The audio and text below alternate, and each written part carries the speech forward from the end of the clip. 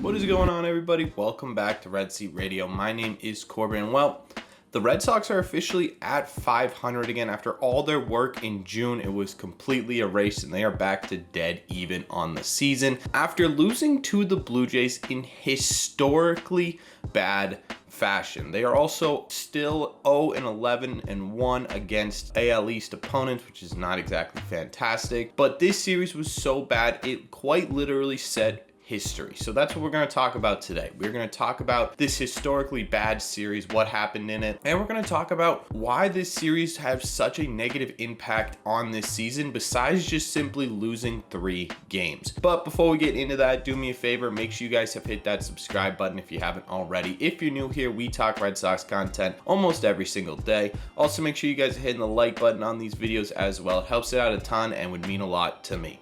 Thank you all very much for clicking on this one. Let's get into it.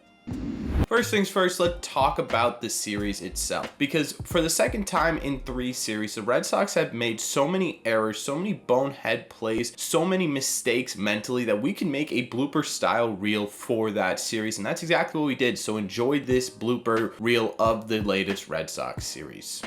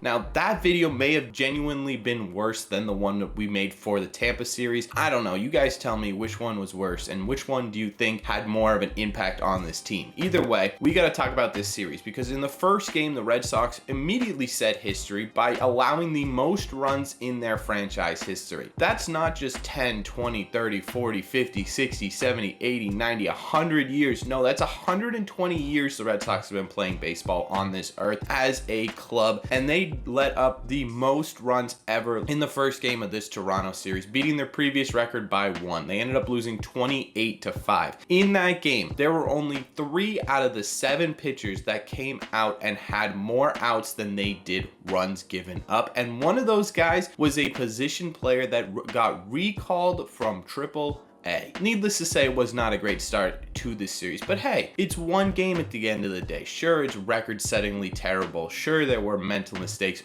all over the place, right? But it's just one loss in the loss column. Well, the Red Sox ended up going on, losing the second game 4-1 and the last game 8-4. Now, there were some decent performances in this series by some Red Sox players, at least offensively. You had Christian Vasquez, who in the historically bad loss had 2 home runs, which has actually been a really good thing. Yes, it doesn't really matter in the grand scheme of things. They still lost, but with the loss of JD Martinez and Rafael Devers, I said that someone needed to step up in a big way for that power that would be missing from the lineup, and Christian Vasquez seems to have done that, and that's a good thing. So gotta at least give him a shout out. Jackie Bradley Jr. had 2 home runs in this series as well. Hopefully he goes on a little bit of a power streak here. Just because the Red Sox got swept in this series, it doesn't mean that Jackie Bradley Jr.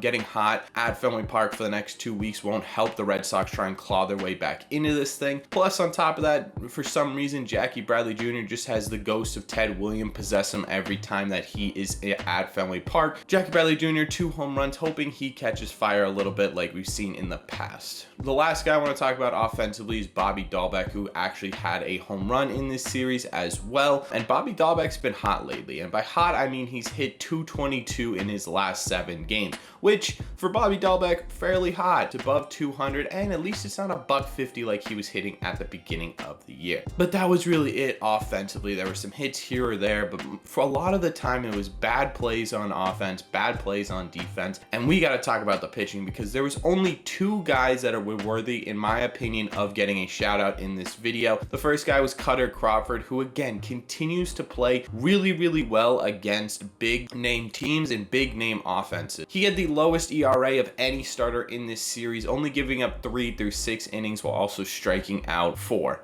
At this point, with Sale out for the rest of the year, it might be a good idea to let Cutter Crawford kind of run with this thing, right? This is now 3 really good performances in a row, and I could see the Red Sox being like, hey, what do we got to lose? Let's let Cutter Crawford be in our starting rotation for the rest of the year, because I am interested to see kind of how he develops in that starting role, especially now that he has proven he can do it against the Yankees, Tampa Bay, and Toronto. The other guy I want to shout out is John Schreiber, because the bullpen was, for the most part, pretty much abysmal in this series, especially in the first and the last game. And John Schreiber was, in my opinion, the only one who had a genuinely clean inning in this series. Obviously, there were guys who came out and had 1, 2, 3 innings, but the guy who looked in the most control out of the bullpen, no real surprise here, is John Schreiber, so we're gonna shout him out too. But you guys aren't here to hear what was good about this series. No.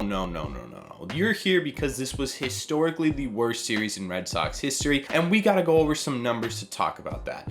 If you don't know what run differential is, it is essentially your runs given up, both earned and unearned, and then you take that and you subtract your runs scored against it. So if you have a positive run differential, it means that you scored more runs than you've given up, and vice versa. Well, in the first game of this series, when the Red Sox lost so badly to the Toronto Blue Jays, the last 3 games for the Red Sox, that's 2 against New York and one against Toronto, was the worst run differential in a 3-game span in the history of baseball. Since 1994, there was not a run differential as high as the Red Sox in the 3 games that we're talking about. They had a negative 47 run differential in those 3 games. Again, that has not happened since 1894. And if you're thinking, okay, all right, let's not overreact here. That's a 3-game sample, right? It's a long season. Okay, fine. So now let's include the rest of the Toronto series. And we'll include the 2 games the Red Sox got blown out at the end of that New York series. That is the lowest run differential by a team since 1901. Before World War I was the last time that any team posted a negative 54 run differential since 1901.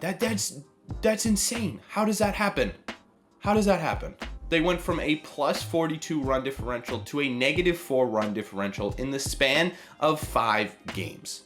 5 singular games. They went from extreme positive to a negative run differential. Not a single part of this team is performing well right now. This series was supposed to be your statement. This series was supposed to be essentially your coming out party. You sucked in most of July, but you got that All-Star break. You were supposed to come out of it and dominate the Toronto Blue Jays. Not just dominate, just win your first series against an AL East opponent. It could have been close games. Who cares? Just win your first series against the AL East opponent. Show the front office that, hey, this team needs and can compete in this division for a title in this league. But no, instead what they did is they pointed out what their flaws are. And from where we're sitting, it doesn't seem like their flaws are fixable with 1, 2 guys added at the trade deadline. It doesn't seem like that is a possibility anymore, at least from where we are sitting. There's something bigger here going on that I don't think any of us will ever truly know is happening to the 2022 Red Sox, because this team really shouldn't be performing this bad, even with the injuries that they have, right? That doesn't excuse the fact that Jeter Downs is making terrible plays and hitting terribly at the plate. Doesn't excuse the fact that Cordero has been absolutely terrible, both offensively and defensively lately. Jarren Duran offensively and defensively lately. Kike at the beginning of the year. Arroyo, Verdugo, Story when he's had the opportunities, right? The only 3 people who've been fairly consistent at the plate this year have been JD Martinez, Xander Bogaerts,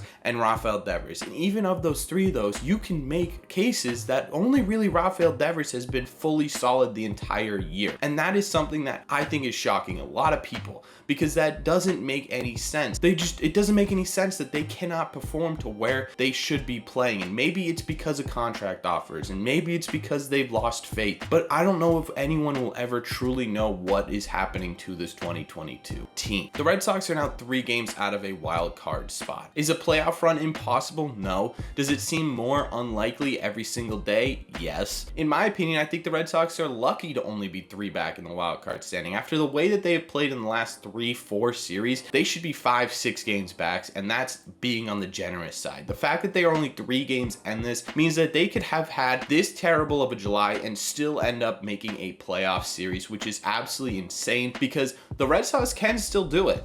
They can. Besides all the odds that are stacked against them, they can still come back and do this, and what a crazy story that would be, right? The Red Sox set history for their worst loss in franchise history. They have one of their worst series in MLB history, and yet they still make a playoff run. That would be a wild story. Although I am getting less and less optimistic every day about that happening. They could come out in these next 4 games, sweep the Guardians, and be right back into a playoff spot. I have no idea what's going on in Boston right now. I don't know what's going on the field. I don't know what's going on in the clubhouse. I don't know what's going on in the front office. At the end of the day, regardless of whether or not I am personally optimistic about this team, all I want to do is see this team succeed, and I want them to win more than anything in the world. So I will always and continue to support this team, and I will always and continue to support this channel. Let me know in the comment section down below what you guys think of this series. What you guys think of the historic landmarks that the Red Sox set in this series? What do you guys think of the Red Sox right now in general? Where are your thoughts as to where this team is at? Because I know it's not pretty. Let me know all your thoughts down below. As always, if you made it to the end of this video, do me a favor, make sure you guys have hit that subscribe button if you haven't already. Like I said, if you're new here, we talk Red Sox content almost every single day. Also, make sure you guys are hitting the like button on this video. Helps it out a ton and would mean a lot to me. And finally, make sure you guys share this with a friend or family member who loves the Red Sox as much as you do, because that would truly mean the most. Thank you all very much for clicking on this one,